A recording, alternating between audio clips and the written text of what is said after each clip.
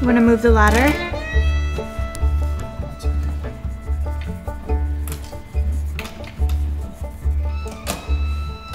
Wow. Teak deck for sale.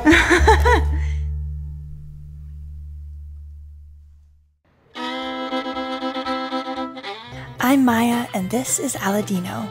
And right now we have two boats in need of work. This is Magic Carpet 1, our first boat that we spent several years refitting and exploring Europe with. And this is Magic Carpet 2, currently located in the USA and our future around the world cruiser, once its giant refit is done. But right now we're back in Europe with Magic Carpet 1, getting her ready for a few last adventures and ultimately to sell. Join us in Friesland for some boat work and some adventures.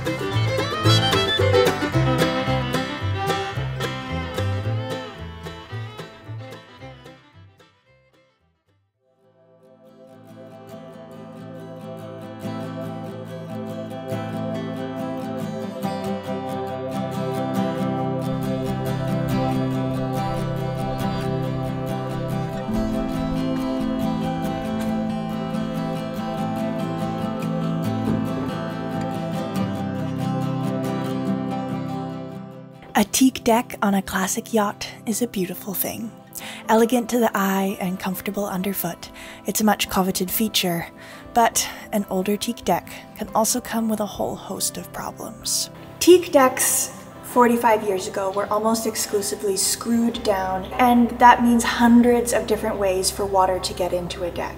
The water can travel underneath the teak, and then the cabin top can suck water from there, and that's what we've started noticing here. Of course, you could take up plank by plank of the teak deck and try to reseal them, but water could enter anywhere in the teak deck and travel underneath in that layer in between, and then get to the cabin top, and the moisture gets sucked in through the grain that lies on the bottom. So to prevent our mahogany cabin top from rotting, we have decided that our 45-year-old teak deck has to be removed, all the screw holes filled, and then the teak either glued back down or non-skid applied. But before we can even start removing the teak, there's one other really big thing to consider. If I had known this before, then I would have actually started with removing the teak deck before taking off the varnish from the cabin top. Now I have to be so careful, because this is caulked with silicone, and I hate silicone! Silicone is a boat builder's worst enemy. Anywhere there's the tiniest dust particle of silicone, paint or varnish won't adhere. And since we've got a lot of painting and varnishing to do, we have to proceed with utmost caution to avoid spreading silicone anywhere.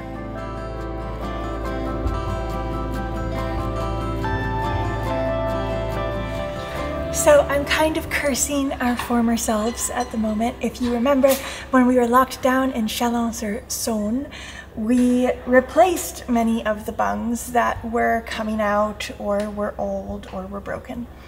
And Aladino did such a good job replacing them that the new ones are very difficult to get out without damaging the surrounding teak.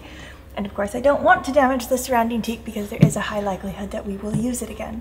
So it's actually very slow going, but as soon as I get to one of the original bungs, it pops out like nobody's business. In like 2 seconds it's out, but some of these other ones have to be dug out very, very carefully.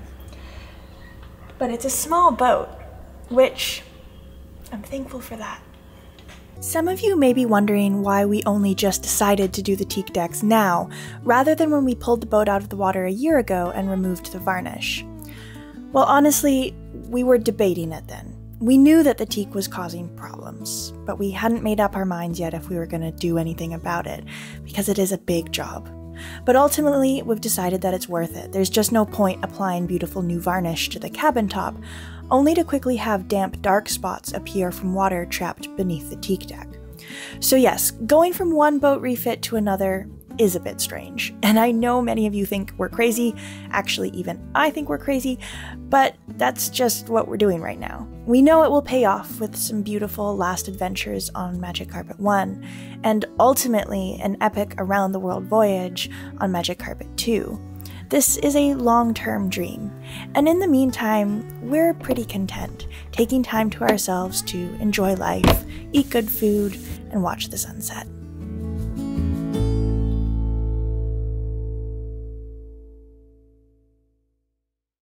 I've also gotten started on a few other things in the past few days. One of them was gluing in a piece of mahogany here, where we found some rot last year, and this is shaped and ready to go.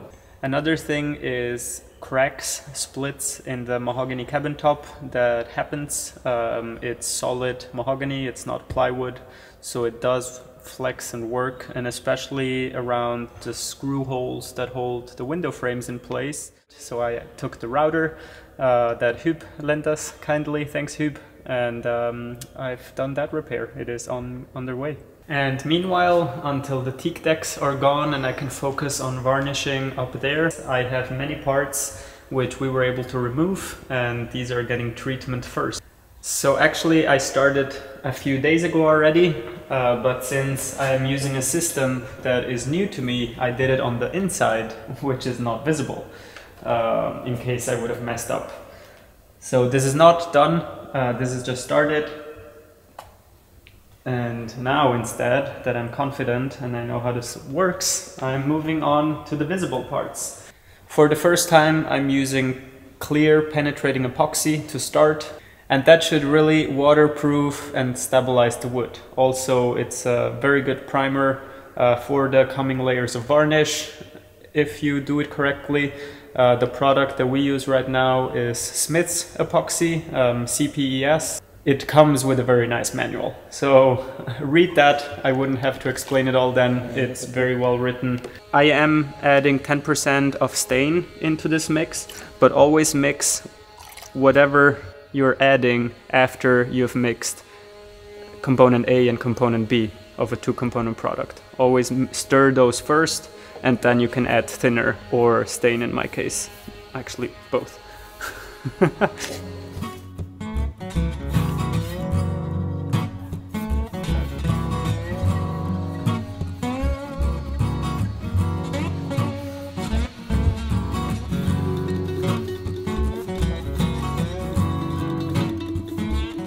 It's so satisfying to work with something that is so liquid. It's literally like water, and it does seep in. So I was happy to see that as I was applying it on the inside, I could see that it was ending up on the end grain here. Do you see these little dots? That's actually the epoxy that was seeping into the wood and then funneling through the end grain. So that's really the idea here, is that we absorb as much as possible into this piece of wood. So it's no longer wood, so it's plastic. We don't want wood.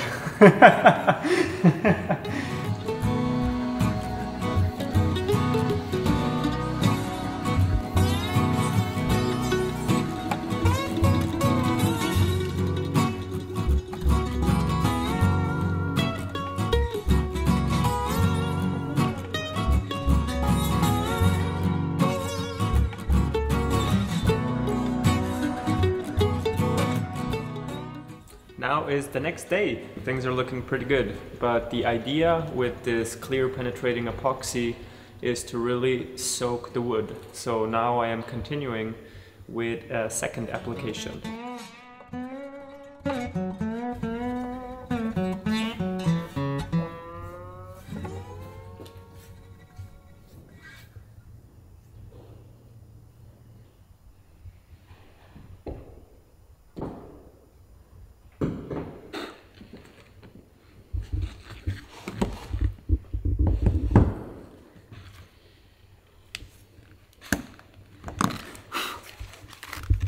Ta-da! The bungs are removed. We have been using two methods to remove the bungs. The first method, which you saw me use, was just with the screwdriver poking the bungs out, and that's a really nice and efficient method, especially if you have older bungs and they just pop out really nicely most of the time. However, because we've actually replaced some of these bungs a bit more recently, a lot of them are really well stuck in there. So then we switched to using the drill with a Forstner bit. The one downside of using the drill is that they usually still require some cleanup with the screwdriver, so that's why it's nice. Like if you can use the screwdriver method and your bungs pop out, that's usually easier. It is time consuming, but it's mostly time consuming because we had replaced a lot of the bungs recently. Normally this would be an easier procedure on an old teak deck.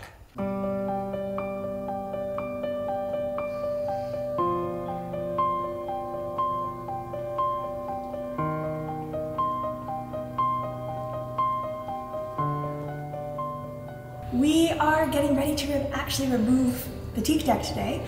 So from all accounts that we have heard, this teak deck should pop off fairly easily. You can see that it's already lifted off.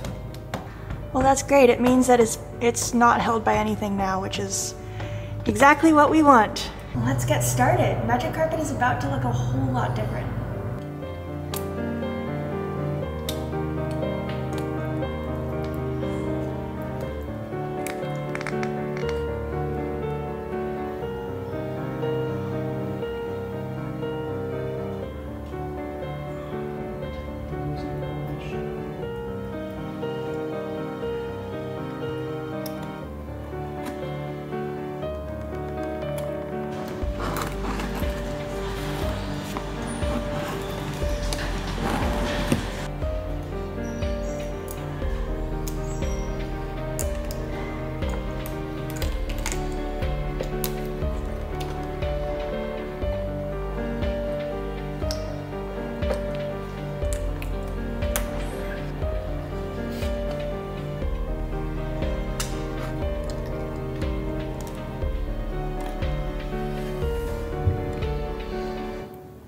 Quite a bit of tension because of the curvature. You see how it's already popping out this way?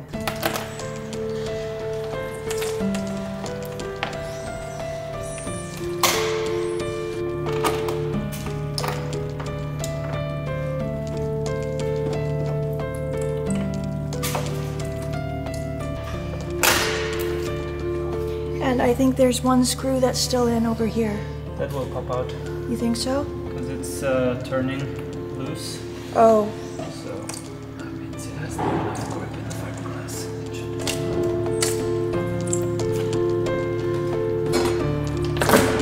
Wow. Remember taking off the teak in the cockpit of the Cape George? Oh, that's what I was hoping for here. Sure is different, hey? This is part of the reason when water gets in somewhere, it is free to go anywhere. Yeah. And there you can see a little bit of water, but we'll see more soon. Yeah, that's so signs. We can read the boat. Signs from water.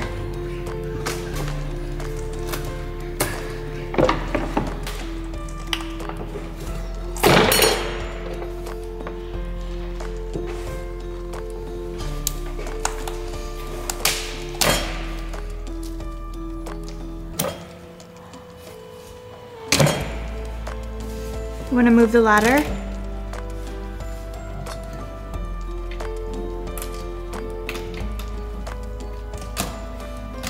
Wow. Teak deck for sale. Hey, this is amazing, Aladino. Now it is off. It was very satisfying how it came off. Very satisfying. That was super successful. Totally. And it doesn't look too bad. Look at that. Look at that glossy, nice gel coat. I mean, it's dirty, but... Yeah, we'll do inspection after this. Yeah. Because now we've taken off the other half.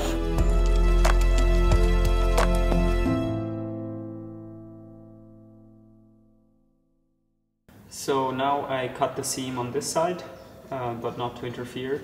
Would you work on this side? Actually removing the screws, the remaining screws? From the perimeter? Yes. Yeah, please. sure. I can do that. All And right. when I'm ready, I'll let you know, and we take the other half off together. Okay. Okay, now we are ready for the second half. Ready? That was good timing. I finished all the screws here pretty much just as you finished doing the seams. Excellent. And now I can film you while you do this. Let's hope There it will goes be as a little smooth. bit of resistance here because there's epoxy.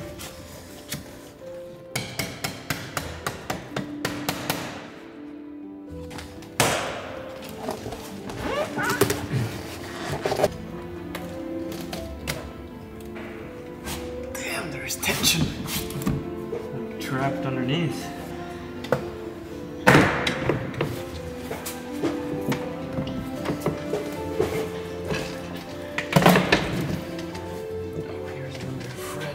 Point.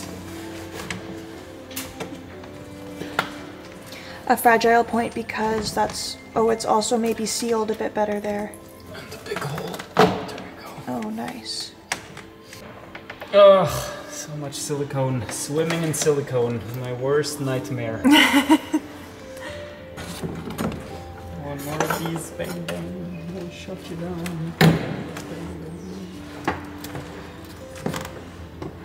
Screw bucket.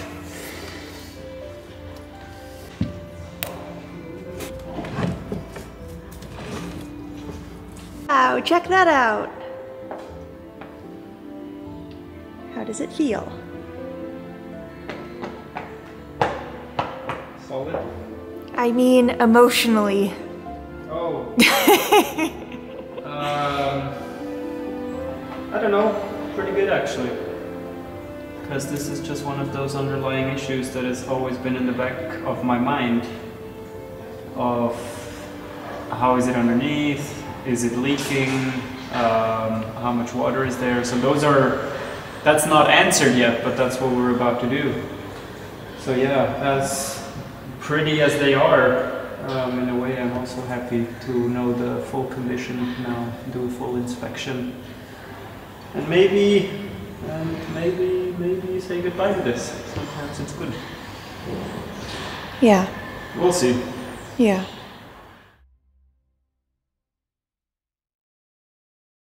So for now, everyone, thank you so much for watching. Thank you so much for leaving comments, liking the video, subscribing to the channel. We so appreciate everything that you guys do for us, and we're so happy to be able to share this story with you. Extra big thanks, of course, to our patrons for making all these episodes a reality, and an extra big thanks to the folks whose names are now appearing on screen for going the extra mile to make sure that Magic Carpet keeps being produced. We'll see you next Friday, as always. Bye.